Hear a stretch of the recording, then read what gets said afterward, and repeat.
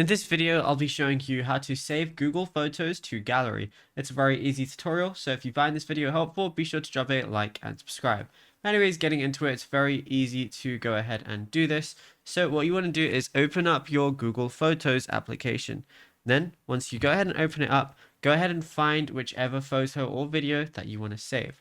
So now I can just go ahead and long press on it, and then what I'm going to see is a lot of options, but you're going to look for the download option. However, if you don't see it, even if I click on it, press these three little dots, I should see download. But the reason I don't see it is because it's on my device already, which is why it says delete from device.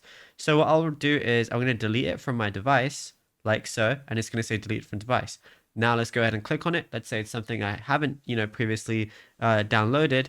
As you can see, I now see a download button, and now the image will appear in your device's native gallery app under a folder named restored or download. So that's literally all you want to click.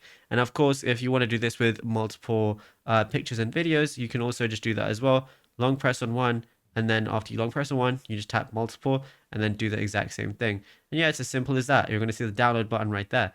Now, if you found this video helpful, be sure to drop a like and subscribe.